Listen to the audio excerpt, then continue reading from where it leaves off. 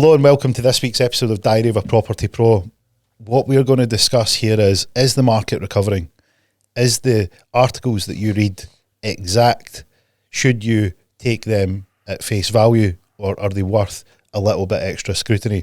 What we're going to discuss is the difference between the experience on the ground versus what these articles are, and what that means in the months coming up ahead in an unlikely place where you can get information if mortgages are causing pain to the end user or the consumer. So without further ado, let's dive right in. So today we're going to cover off quarter one and what's happened, what we're seeing happening going into quarter two as well. Bit about property market, property finance. George will cover a bit of the property finance stuff. I'll cover a bit of the property market stuff and what I'm seeing, and a couple of articles that I've read to see how things are shaping up. Is there going to be a crash? Is there not going to be a crash? What should people do to prepare for it? Yeah, let's dive right in. What have you seen? On the ground, things are flying, surprisingly. Why does that surprise you? Because a lot of people say, including yourself, that there's going to be this big crash. It should have happened by now. That's been looming for probably the last year. You know, everybody's saying, oh, the crash is coming. I'm not seeing it. I'm not seeing one bit of it yet. I read an article just last night there that new sales agreed were up 9% higher than a year ago, 7% more home sales agreed in quarter one 2024 versus to quarter one 2023. So it's just not adding up. Well, I mean, one of the things that I would say when you're reading these articles, I mean, this is what people don't realise, the work that goes on behind the scenes when we are sitting picking up information, because what we'll have a view on what we think is likely to happen, and we're either looking for an indicator that that's wrong or confirmation that it's right. And what you've described there is this is an indicator that what our view isn't quite there yet. And that is something that's really, really common, because you can be 100% right, but the timing might be slightly different to when you think it'll unfold. When these things happen, you look for catalysts, so things that will trigger the events, but weird things can happen. We were speaking on air before we started recording, because articles like this, one of the things that I would urge people to watch is the way that it's worded. So the things that strike out to me, like you said there that it's new sales agreed. New sales agreed are different from new sales that are complete. So there may be a higher increase of the amount of sales that have been agreed, but that doesn't necessarily mean that they've completed. So it's strange that article doesn't say that it's new sales completed is up 9%. It says new sales that are agreed. Now, that could be a factor that we're in April at the moment, and a lot of sales take 12 weeks to go through. So it might be a case of they're suggesting that it hasn't went through yet. But that said, they're presupposing that these sales will complete. Now, one of the things that we see on the ground is that the rate of sales completing has changed. So beforehand, it was on the market for a matter of days. The sale would go through, you wouldn't see it again. Very rarely would it show up back on the market. And what you see a lot of now is unexpectedly back on the market. So sales agreed and sales complete are different things. And this is what, if I was siding with the article, I would say, well, the sales haven't completed yet because it's 8, 10, 12 weeks in a lot of cases. So given the fact that it would only be the ones in January that would be completed in April, so you've still got February and March that are agreed and potentially could be complete, but they aren't complete yet. So maybe that's why they don't want to put that in the article, which is fair enough. But what I would say is a sort of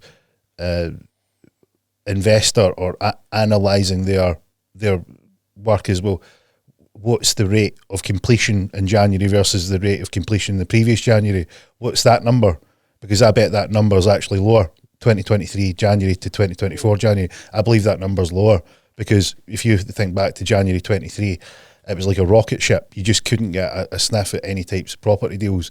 So you can see the way that you can suggest and shine light on a set of data one way, and you can also shine a light the other way. So don't ever just buy into that whole process that hey, just because this has said this thing, that it means that, hey, look, everything's turned around. And that isn't being skeptical, because what you want to rely on is, what you've asked yourself is, well, what's my view? My view is that things are changing. Right, so interest rates have went up. That's surely going to affect people. Is that timeline for that interest rate going up actually impacting? Remember, we mentioned about timing. Right, so the timing of those interest rates going up and the timing of when it actually affects people isn't instant, right? So you have this bubble, this period of time of when it went up to when it affects people. So it's like in slow motion. It takes a while for it to happen, and we are right in the middle of that gap where it isn't quite happened yet, because the majority of people that took a 2-year fixed rate mortgage, this is the slow motion. Well, the interest rate went up and then it will affect. That's a 2-year period. We're within that 2-year period. And what I would suggest here is that this article's written within that period, like where it's not actually fallen out yet. It's like a false dawn of information, the way it's been worded. Because it's interesting that you say that about looking at their sales agreed and sales complete, because being on the ground, like even in the last 2 weeks, I have had property agents come to me and say, this has fell through, are you interested in it? Just one yesterday as well in Livingston. And an agent that we buy regular off brings his deals. That's the second one he's brought to me in the last 3 weeks. Well, this is this property's fell through. Our client took a price at this, whatever it was, but he's willing to take this now. So he's not getting as much as he was, because it's fell through. We can get it cheaper now. So it's as you said, it's like a false dawn of information that's getting led by people. Look at that and go, right, oh, everything's great, but if you actually look into it and explain it the way you just explained it, it looks different.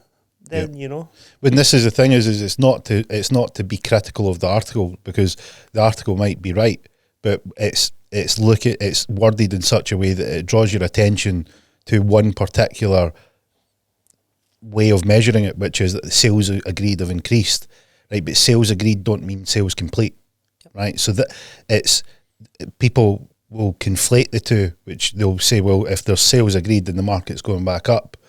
But we would actually argue, well, if sales don't complete, then the market is actually not as buoyant as that would suggest. And you know, this is the sort of way that people write things. Like when in the wider investment world, this is a thing that I always comment on, is when you get people that will make predictions, they sound really, really smart. They sound really, really clever, and it'll be written in such a way where they'll say, you know, we've seen signs that XYZ has unrolled, and that's likely to cause this, which is this outcome. So a great outcome, right? So companies just reported profits, and they're going to be, we suggest that they're going to have a great bumper quarter, and that's going to affect the stock price. However, the sector as a whole is still under pressure, and if inventories keep dropping, then it could go the other way. And it's like, well, you've just actually said both directions. And what happens is, if people look back at that article, regardless of which direction happens, they go, yeah, we were right. Yeah. So they actually haven't given you any information. They've just given you some spiel and written it in such a way that it looks really, really professional and really smart, but you're actually no further forward. And what I would say to people that are within this time period is that if you go into expecting a crash, then you can adjust your parameters going, well, look, if it did, if a crash happened, what would likely impact my price? So I might not be as gung-ho at paying over market value, because that was something that we've discussed before. Not happening, yeah, but it's another thing I wanted to go into. Like, house prices aren't going up; they are coming down, or they're plateauing out. You know, so it's weird the way it's kind of working out. They're saying this, but I'm seeing this. You know, but to the savvy investor, looking at stuff like this and looking at articles and looking at data and the way it's worded, they know. Whereas if somebody's just starting out, this is we're doing this for, is to try and help these people, as they'll look at that and go, oh, everything's great. You know, just the way it's worded, it's like, oh, everything's great, like house prices are up 9% higher than a year ago, brilliant. But something as simple as that, and what you've just obviously said there is, it's like sales agreed, not sales complete. And that is going to go on to another thing that we're going to start talking about, is like what's happening in the financial data as well, which will probably snowball onto all these things that are happening in the property market. It's funny, and the reason that I know this is that I've got an interesting story. When when I started trading, there was a group of us that got together, and we were from different worlds in terms of experience and profession. So Phil, who was a guest on my podcast, had came on, and he'd said, he's like, I've got this great trade idea, and it was purple bricks. And he's like, can you explain this to me? Like he says, purple bricks put in their pack that when a sale's agreed, they've marked that down as a sale. And I says, well, it's not a sale yet. And he was like, what do you mean it's not a sale yet? I says, well, when you purchase a property and you put in an offer, it doesn't mean that the property's not going to go through. Subject to closing. It's going to be subject to closing, subject to missives,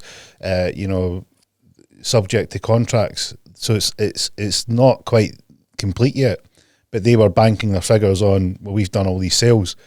So we were looking at the market and measuring what was the likely fall off. So what were they reporting versus what was likely to happen. So we took the market average of the completion rate from sales agreed, and we took the comparative number and asked ourselves, is purple bricks in line with that, or are they projecting miles higher because they're likely to have to re-report their figures at a lower amount, which will then affect their stock price. And he was like, I would have never known that. And that was the beauty of having someone that could understand that really nuanced part of the process. And he nailed his trade. Like, his trade was absolutely pinned on because he'd got the right direction, but his intuition was right, but he didn't understand the particular part. And once he got the information, he was like, right, I'm now confirming that's information that's confirming what I thought. Because it was a case of his whole trade idea was that he thought purple bricks were over committing what their performance would be, and he was right, but he just needed a bit more information to either confirm or to bring new information to test his view, and he got confirmation by asking. So that's why I know these articles need to be scrutinised a little further than just the headline news. But like what you said earlier, you said something like we started off reading the article and you're like, hey, look, what I'm seeing doesn't change. And then we asked about it and you were like, that's actually right, because the agents are coming back to me, because you can see how it draws your attention. I mean, well, maybe it's just what your instinct is, hey, this thing represents the bigger market, so maybe this is what's going on. I'm seeing something different, which is just me doing a little piece of that huge pie. Right, so maybe I'm just getting the raw end, and then when we go into it, you're like, no, what you've said actually matches exactly what happens out there, and it confirms what you're seeing. This is good. This is why we're doing this. You know what I mean? It's for the listeners to are reading this kind of stuff, and then what we're saying, and try to match it all up and see the actual truth in the pie. So, well, like a good example that's in line with the article that you've went through there and analysed is. In America, when you're looking to measure the health or performance of the housing sector, one of the best ways that you can measure it is looking at the housing permits versus the housing starts. So that's housing starts is fairly obvious. It's when you've put foundations in the ground, you began the build. Housing permits is the US version of you're applying for planning permission to do it. So you require planning permission before you can put foundations in the ground. Like, you need permission to be able to do it before you can start doing it. So it's obvious that there's a horse and a cart situation, and that one goes before the other. Right. So the permits are first, and the starts are the second part of that chain. So what you want to look at is that permits are slightly higher than the starts, or in line, they're equal, or there's more going. Because if it's a healthy house builder market, they're obviously looking to apply to build more houses than they've started. That shows growth, right? They're growing if they're putting in more permits. If permits take a sharp decline in applications, then house builders are nervous about what's going on. So they might be starting more properties, but they're not planning to build new ones because they see trouble ahead in the information that they've got on the ground. And one of the articles that I covered off for the premium property community guys is what that looks like in real life, what that looks currently, and what that means. And it's, again, this was even more extreme than this article, in that house builders are building like there's no tomorrow, but the housing permits have fell off a cliff, and it looks like alligator jaws on the graph, because they are just they move in lockstep all the time. And then whenever there's a shock that is due to happen, you always see this divergence, which is the separation between the two lines of the graph that are normally in lockstep. They create these alligator jaws, and what they say about alligator jaws is snap back together. And when they snap back together, what you've got is one's either going to go up the way, or the one that's down the way is going to pull the one that's at the top. So it snaps down, and you get, because only one of the directions can be right. You can't have one going up and one going down. They need to come back in line. They need to come back together, and that's showing that there's some interesting times ahead in the house building sector. And again, just by function of snowballs onto the it's the contagion where it rolls through everything. And we combine that information with, like we discussed, the 2-year fixed rate, time bomb's not actually detonated yet, and then you've got this like, hey, sales agreed. It's like, well, let's go into obviously the fixed rate stuff, the mortgage stuff. So I read something yesterday about mortgage rates. So mortgages are now available at 4% for a 5-year fixed rate, which is a lot lower than the 2023 peak of more than 6.6%. Combine that with the fact that even after all the uncertainty of last year's prices are just 3% lower than the all-time peak, it points to a positive future for property owners. Again, this is just another way where you're lured in. What's going on here? Well, what I would say is that what you've said is there's been uncertainty in the market because of an interest rate rise. Yeah. Correct. The interest rates are lower than that particular point. Correct. Yeah. Right, but what the big elephant in the room that they're not addressing people in the 1% is people that are on the 1%. Yeah. Right, the people in the 1% that shoved the prices up as high as they went in 22. The very peak of that was 22. Maybe you could argue tailing into 23. The very peak of that was a 1% interest rate that people were getting, and they're going to go, even if they go from 1 to 4 or 1 to 3.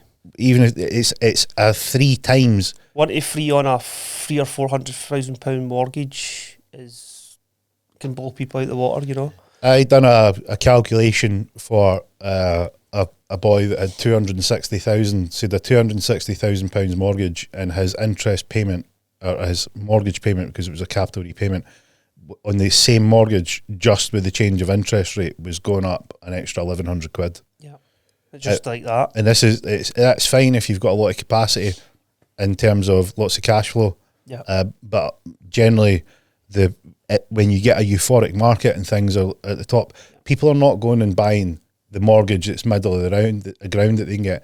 They go to the bank and they say, what's the biggest mortgage I can get? Then they start shopping for that price bracket. Yeah. So you get a lot of people that are now at the maximum of what they could afford monthly, based on the 1% interest rate, and that is not going to. It's not kicked in yet. I don't think, for probably 95% of the people that are going to be affected by it. And this is why I pulled a couple of these articles up, because it's good to tell people, right, what you are seeing and what you read. Like, data and articles are good for to find out what's happening, but what you're looking at and what you're seeing, the reason why I pulled these up is because I knew they wouldn't match with what we know, and what you basically know, what's going on, you know. So wording, the way it's worded, the way the data's put to you, doesn't quite add up. They'll put like little snippets in, and there's bits there it's missed. For instance, what you just said there, they're saying obviously mortgage rates are down, great, everybody's going, oh, this is brilliant, but people in 1% going to 3 or 4% is still a catastrophe, you know. Yeah, I mean, it's like they're down from 6% to 4%, right? But 4% is still 4 times the 1%. Yeah. So it's like they're down from 6%. It looks good. It looks good, but it's a positive spin on a situation that's not telling you the full picture. Exactly. And this is what it is. It's not like they're saying, hey, look, you know, if they were being honest, like, hey, there's some glimmers of hope because interest rates went to 6 and everybody was panicking, it's down to 4, but that's still, you know, for a lot of people, that's not going to work out. When they come to renewal time, and the interest rate's now 4, and they can only afford it being at 1. Yeah, What do they do? Exactly. What do they do? And an interesting side note is a friend, Rob the jeweler, is one of the main player in the sort of Rolex market. So if you're looking for Rolexes that are outside authorised dealers and you want to find sort of a particular watch, he's the go-to guy that can source these.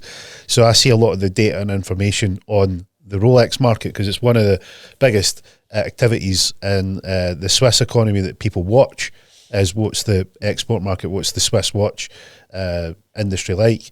And it's been battered the last few while. And a few years ago I'd said to Robbie, I says, look, this thing is never going to last. This bubble's going to pop. And he's like, nah. He's like, you want to see the people that are coming in just paying insane money for watches.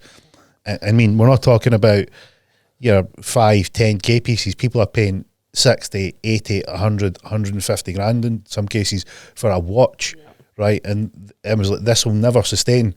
But he's like, Geo, what you're telling me doesn't match what I'm seeing. And maybe people just using their bounce back loan money. They must have had quite a few.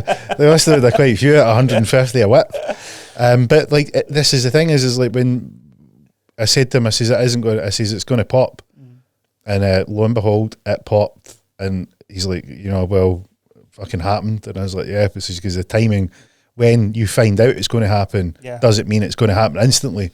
And timing that is what is very, very, very tricky. Is the timing part, because you need to take a lot more information to find out, right, let me triangulate what time this is likely to happen. And that is difficult. Like a lot of professional forecasters find that really tricky to do. And interestingly, I had a message Robbie an update on the market, because it was again written in such a way there's signs of hope, looks like it's bottomed out. He's like, no chance. And what did he say? I says soon people will be coming into you selling their watches to pay their mortgage payments. Do you know what he said? It's already happening. Yeah. Right. So what we discussed in one of the last episodes is triangulate the information on the ground. Right, who's likely to see it? Yeah. Who's likely to feel who's likely to give you information that can confirm your view? And you, like just what you said, that article didn't match your view and your agent. Yeah. But then we went into it and you're like, no, what you're saying is actually matching what's on the ground.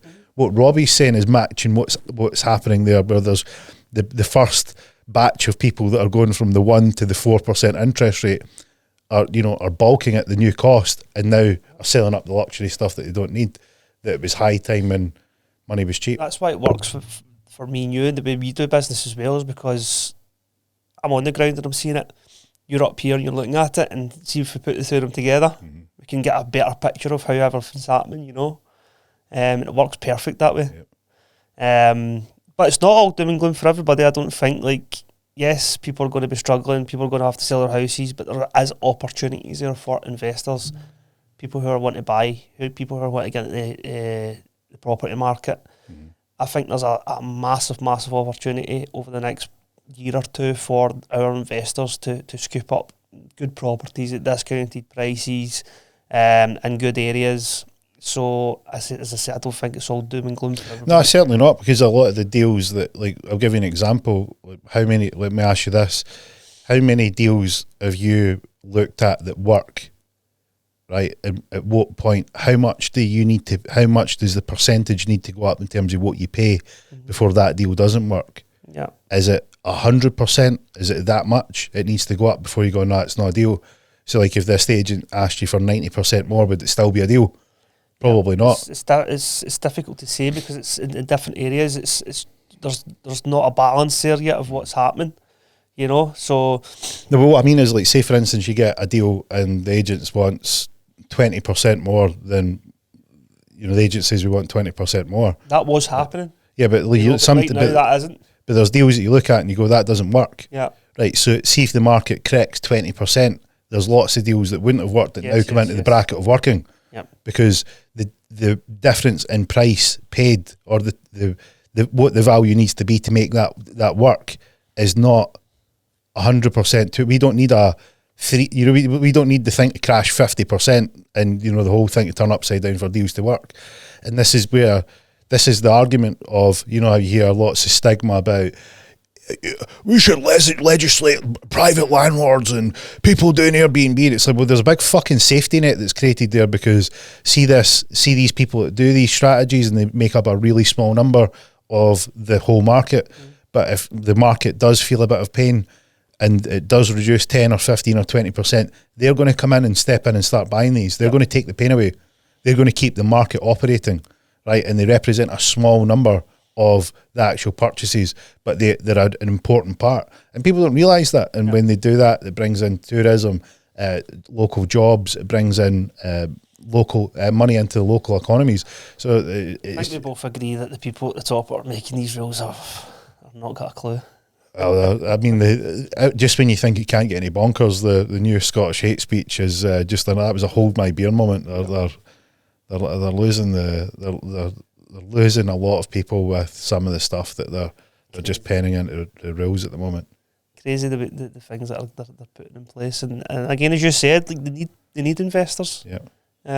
Once if there's a big word here. Yeah. Once or if when this all crashes, investors will be coming in and they'll keep the market going at a certain pace anyway. Yeah. I mean, it's like that thing where you get people, like we get a lot of comments, people, you know, that are just essentially fucking communists. Mm-hmm. You know, they want the state to look after them. They think anybody that makes money is evil and any of this sort of thing. And they'll say something like, you know, the industry needs to be heavily regulated so that people like you can't, they can't buy, you shouldn't be allowed to buy this because you're driving the market up. And I'm like, right, well, go and look at the thousands of tenants that I've had that have been provided a home that's worked, that they can afford, that they've lived in, that they've been happy in. Right, what would they say to your comment? Like, it just isn't based in reality, because these private landlords that are providing these homes satisfy a private rental market that exists.